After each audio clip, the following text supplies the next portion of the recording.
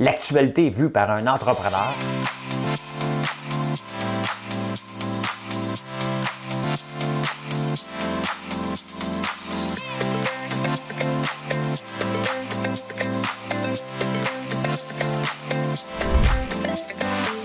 Ça bulle, parce que des fois j'ai des bulles, mais ça bulle.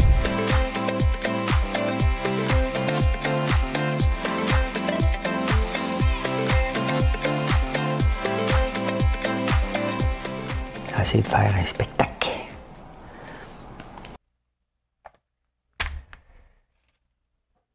Jeudi, hey, que j'ai eu peur. J'ai eu peur de dire qu'on était mercredi. On est jeudi le 3 février. Bienvenue en prenant votre café.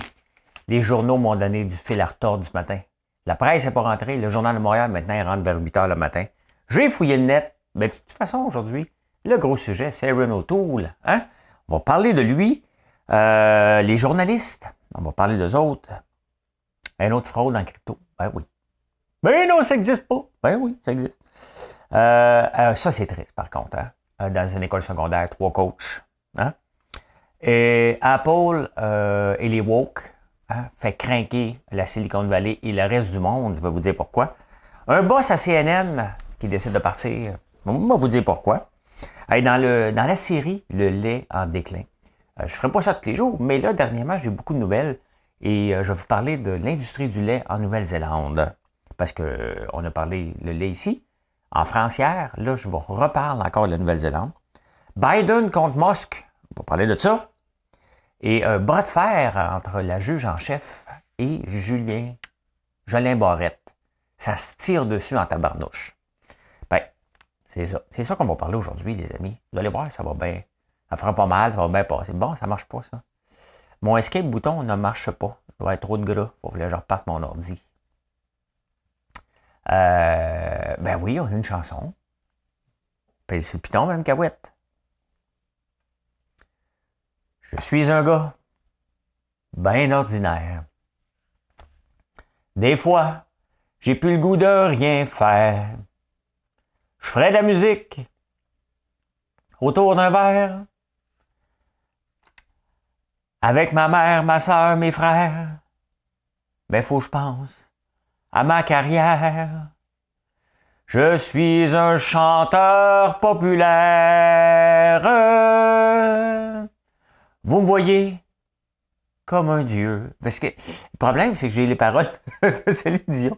Vous me voyez comme une déesse. Je suis une femme, pas une princesse. Si je peux vous faire un aveu, c'est quand je chante que je me sens mieux. Peut-être pour ça que je chante tout le temps, je me sens bien. Hein? C'était un gars bien ordinaire repris par Céline Dion. Ça a l'air, je ne savais pas. J'ai écouté Big Brother, Célébrité US. Il y a Big Brother Canada qui s'en vient. Amazing Race vient de commencer. Survivor. Moi, ça fait peut-être 8 ans que je n'écoute pas la TV. Là, je suis scotché. Bouge plus la télé. J'enregistre. Me lève la nuit presque pour me maintenir le pace. Il ne faudrait pas que je commence à me reprendre dans les 8 dernières années du District 31. Hein? Ben oui. Et les journalistes, tu sais, les gens à Ottawa, tu sais, il y a une chose qui est sacrée dans notre vie, là, OK? C'est les journalistes. On ne touche pas aux journalistes. Ils sont là pour rapporter la nouvelle. Ils sont là pour rapporter les bonnes ou les mauvaises nouvelles. Et quand il y a des manifestations, si vous voulez entendre parler de vous, ben ça prend des journalistes. Hier, j'ai vu comme à TVA, Poirier, il se faisait courir après. C'est tough. Hein? On a l'impression vraiment que ça peut être épeurant être journaliste dans ce groupe-là en ce moment. Il y a eu 2 arrestations, justement, il n'y a pas par rapport aux journalistes, mais il y a eu 2 arrestations à Ottawa. Là, ça s'en va à Québec. Tu sais, il faut retrouver la paix un peu, puis je suis pas d'accord avec la... Tu sais, on peut manifester, là, mais là, le go, mettons, là, vous aimez pas que je dise qu'il avance, mettons qu'il recule, il vient de reculer. Donnez-y un break. Donnez, pas juste à lui, à la population. C'est le carnaval de Québec, c'est le mois de février. Il a fait beau hier, on s'en va vers le mois de mars qui dit le printemps. T'sais, on a besoin de sortir dehors. Hier, il faisait beau, j'ai pris une belle marche. Est-ce que c'est nécessaire d'aller faire une confrontation à Québec. Je sais que vous voulez laisser tomber le passeport vaccinal, mais une chose à la fois. Une chose à la fois. Est-ce qu'il est là pour rester? On ne le sait pas. OK? On ne le sait pas. Vous voulez qu'on revienne exactement comme avant, comme d'autres pays. L'Organisation mondiale de la santé, hier, il a dit, écoutez, c'est drôle, là, c'est beau revenir comme avant, mais slacker à pédale un peu, c'est loin d'être fini. Donc, il faut être prudent. Hein? C'est la prudence. Il a levé les pieds un peu. Mais bon. Hein? Et pendant ce temps-là, toutes les fois qu'un journaliste montre quelqu'un à TV, hier, j'avais une discussion avec mon gars parce qu'on ne partage pas la même vision de la gestion. Vous pouvez vous douter. Qui ne pense pas comme moi tout le temps. Bon, il y a 20 ans, il a le droit. Et puis vous voyez, regarde, on habite ensemble et on se parle. Hein? Il est vacciné quand même, là. Mais ça ne veut pas dire qu'il est tout d'accord. Il a sa vision d'un gars de 20 ans, j'ai ma vision d'un gars de 54 ans. Et, mais je dis, le problème, c'est que tous ceux qui sont interviewés à TV sont drôles un peu. T'sais. Il dit, ouais, mais il n'y a pas juste eux autres. Je dis, OK, ben, il y a lui. Ouais, mais il n'y a pas juste eux autres. Oui, il y a lui. C'est sûr que les journalistes tombent sur des bijoux, puis ça fait du sensationnalisme, là. Mais c'est parce qu'on n'a pas vu de leader. Là, on a un leader au Québec, Rambo. Fait que bouchez vos oreilles, les jeunes, ça va sacrer. Moi, quand je chaque devant Gaël, Marilyn me le dit. Fait que, hein? J'espère que Marilyn n'écoutera pas LCN en fin de semaine. Il y a une autre fraude en crypto de 256 millions. Puis pas une petite affaire là, de cacher là, dans une plateforme assez reconnue. Il y a toujours, c'est tellement un monde dangereux. Tu sais, ce monde-là, je suis dedans, puis j'avance vraiment à tâtons. Là. Tu sais, je fais vraiment, vraiment attention. J'ai perdu quelques milliers de dollars. Je pense que ça fait partie de l'apprentissage. Mais c'est un monde de...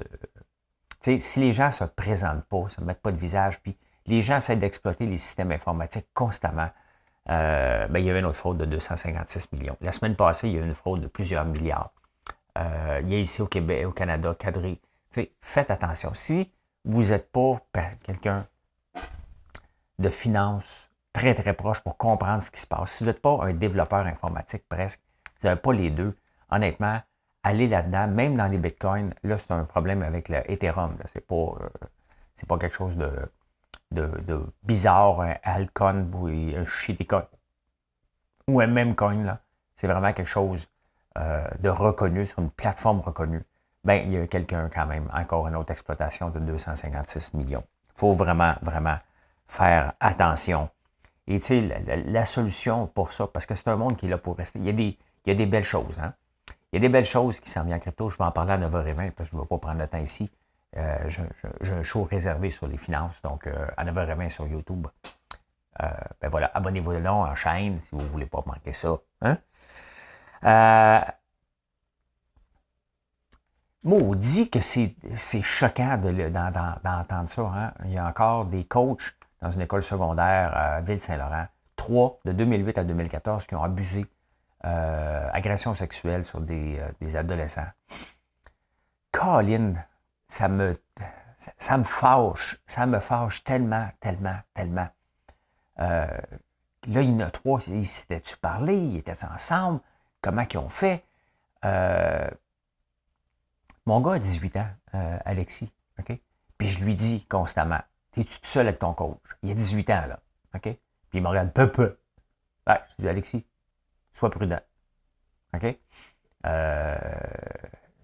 Puis je l'ai questionné longtemps quand j'étais jeune, et il y avait un protocole très strict, nous autres, au collège Jean-Eudes. Le coach ne pouvait pas être seul avec un enfant.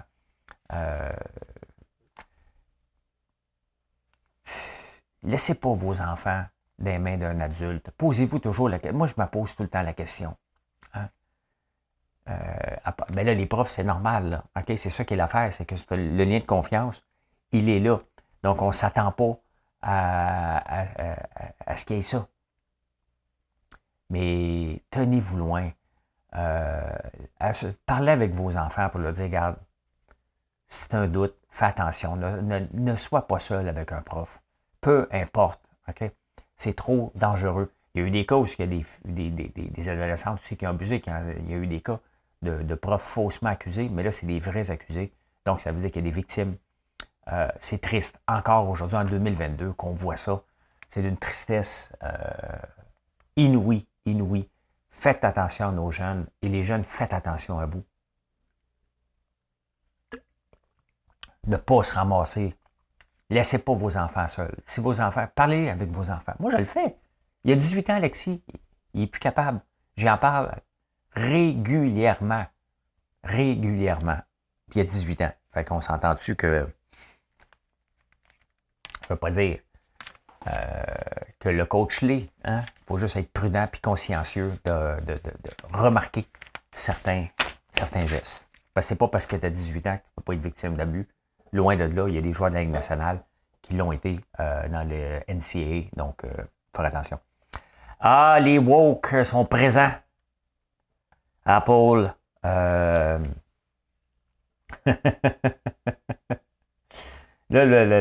parce qu'ils vont sortir un emoji, là, je vous le montre, là, ceux qui ne le voient pas. Un emoji d'un homme enceint. Pas enceint, enceinte, pas de E. Hein? D'ailleurs, qui ne devrait pas exister, ce mot-là, ça se peut pas. Biologiquement, ça se peut pas. Mais là, le monde capote. Hein? Il va y avoir un emoji d'un homme enceint disponible sur les iPhones bientôt. Hein? Sur iOS 15.4. Je ne sais pas, on est rendu à combien, 15.1, 0.2, 0.14. Ah! Là, on est dans l'inclusion totale. Hein? Moi aussi, j'ai le droit. Mon fils, il me parlait, Mathieu, que quelqu'un qui suit sur les réseaux sociaux, dépendamment comment il ou elle file en journée, il demande d'être appelé un gars ou une fille. Aujourd'hui, je suis une fille. Vous allez me parler en fille uniquement. Ah, aujourd'hui, je suis un homme. Bon, il donne des bines sur les épaules.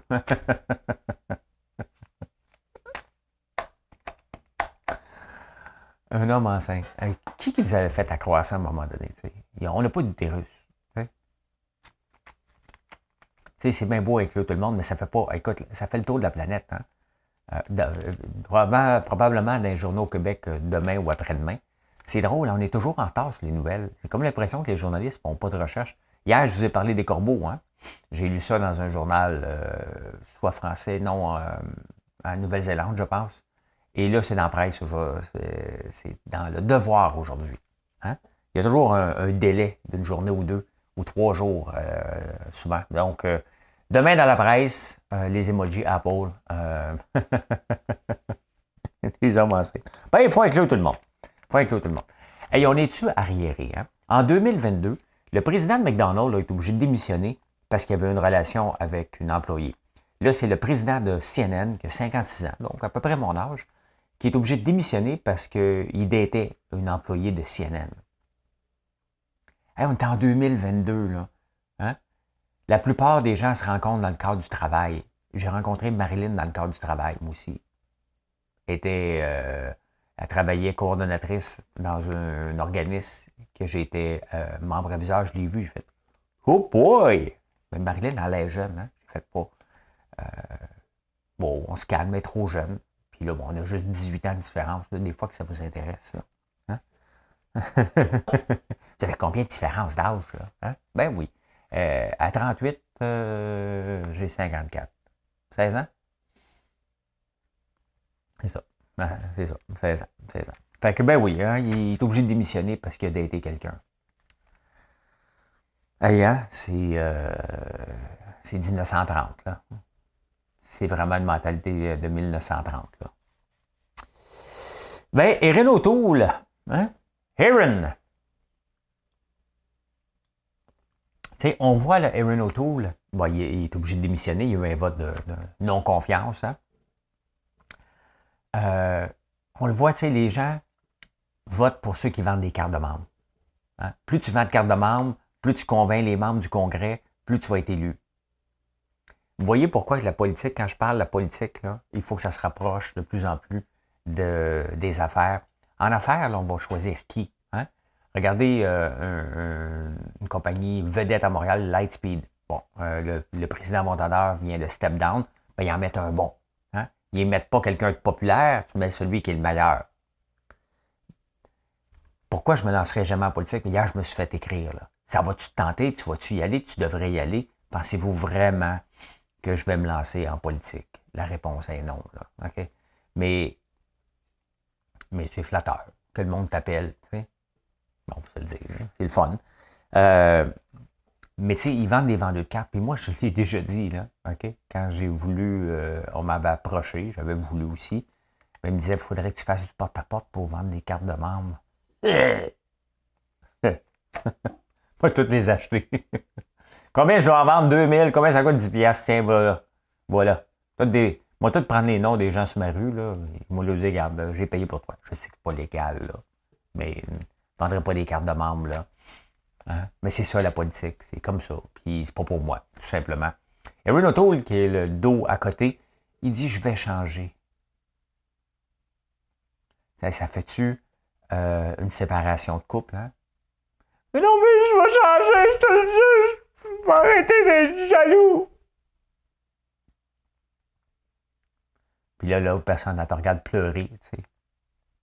J'ai-tu déjà dit ça? Moi, je vais changer? Probablement.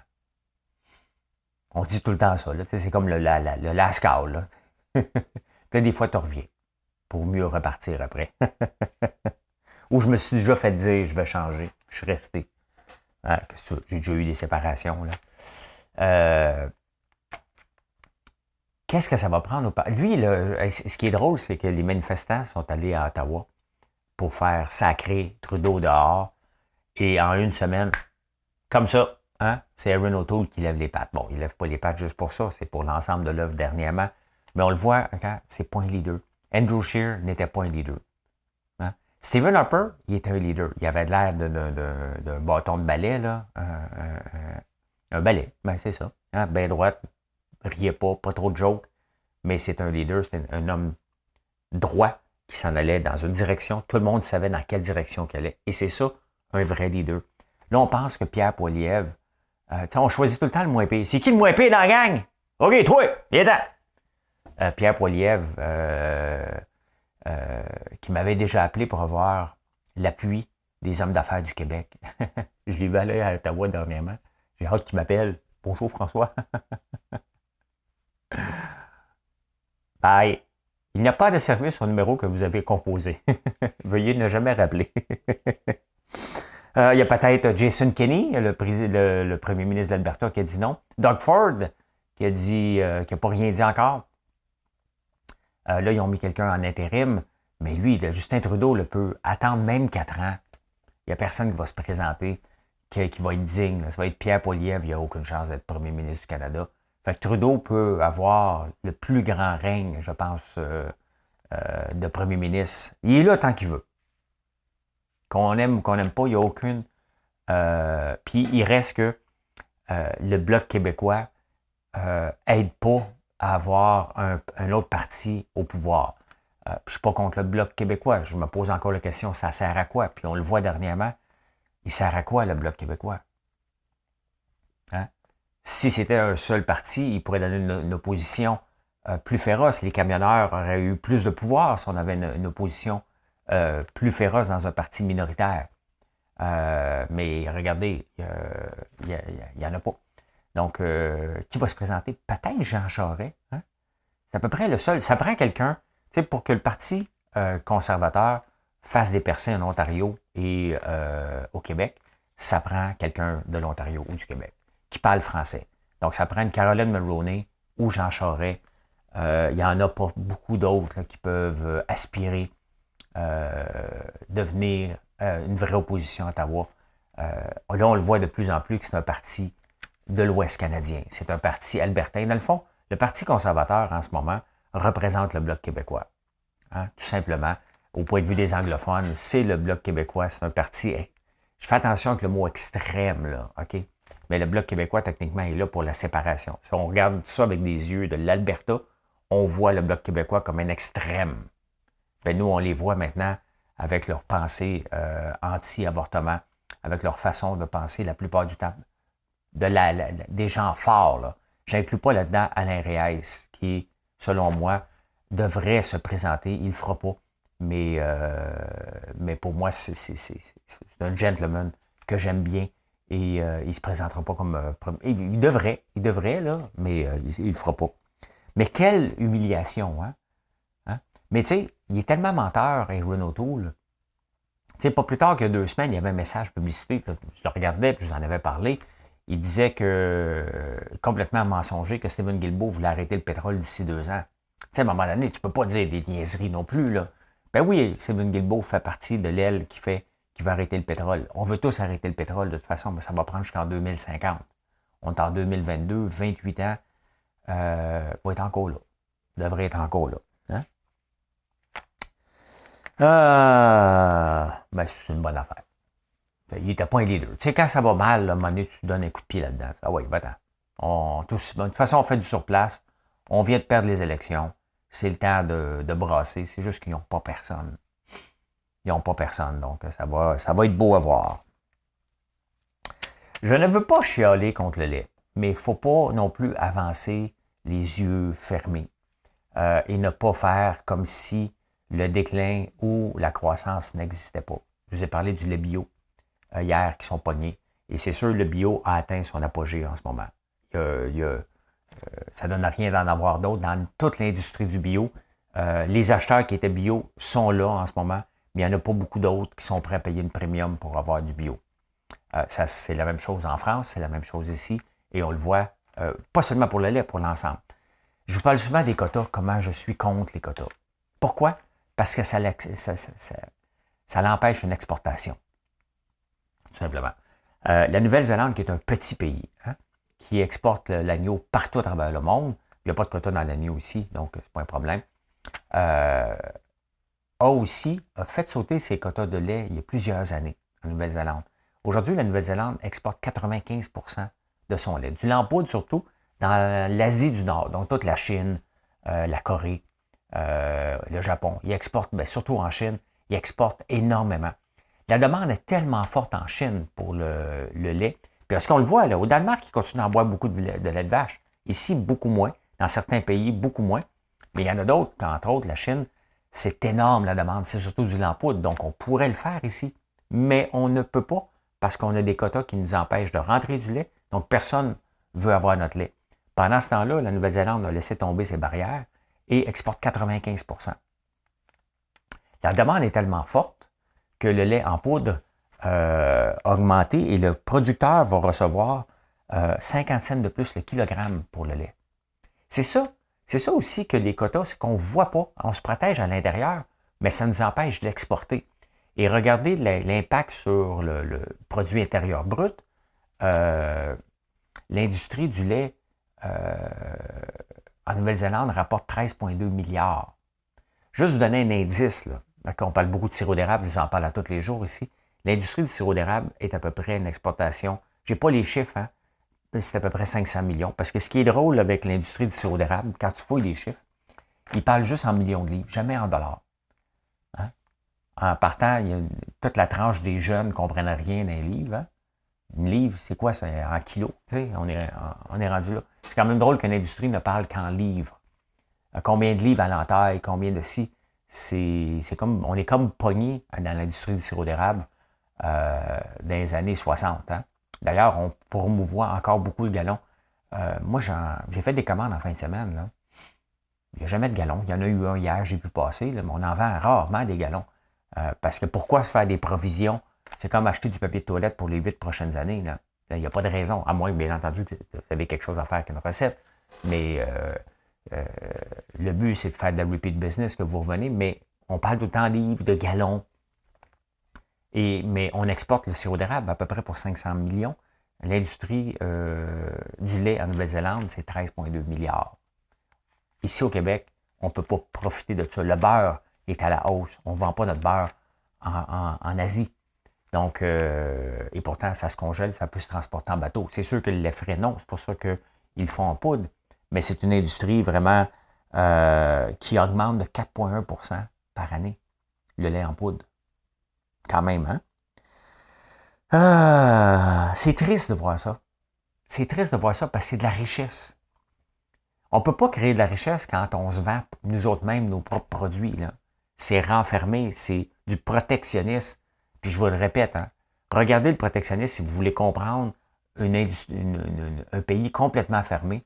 Bien, c'est la Corée du Nord. On n'est pas ça ici. Mais c'est ça quand on se protège trop. On n'achète pas de personne, on fabrique tout ici, puis on est pauvre. ben, le Québec est pauvre. Et on a des richesses qu'on n'est pas capable d'exploiter. Pourquoi? Parce qu'on se protège.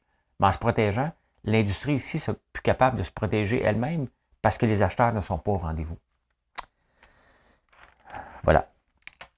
Et il y a un gros bras de fer qui se passe aux États-Unis entre Joe Biden et Elon Musk. Pourquoi? Parce que Biden n'ose jamais mentionner Apple. Jamais, jamais. Il mentionne Ford, il mentionne GM, tout le temps. Honnêtement, lui, il est pris des années 70 à l'occasion. Et pourtant, Tesla exporte plus d'auto électriques que GM et Ford. C'est quand même la plus grosse compagnie mondiale. Ils n'osent jamais le mentionner. Pourquoi? Parce que Musk est contre les syndicats et Biden a besoin des syndicats. C'est quand même assez spécial. Hein?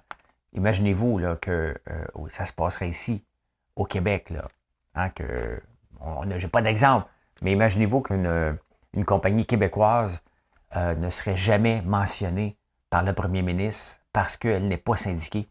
Et les deux autres compagnies qui sont syndiquées seraient toujours mentionnées comme quoi c'est des exemples. Il faut acheter américain, il faut acheter du Ford, il faut acheter du GM. Jamais, jamais, jamais le mot Tesla. Et Elon Musk le picosse sur les réseaux sociaux. Hein? Give me a T! T! Hey! Hey! In the middle! ESL! Ça fait quoi? Tesla! Comme dans le sud. Hein? Ouais, ça se picosse. En parlant de Musk, il y a un jeune, Elon Musk, il est en train de tester un nouvel avion. Et il y a un jeune qui a commencé à le traquer. Donc, il y a un site, un Twitter, qui traque Elon Musk. Puis Elon Musk, il dit, écoute, je veux pas manger une balle, veux-tu te calmer les nerfs, tu sais? Arrête de me traquer puis mettre la position partout sur les réseaux sociaux. Puis il a demandé, le jeune, Elon Musk, il dit, gars, m'a donné 5 000, ferme ton compte.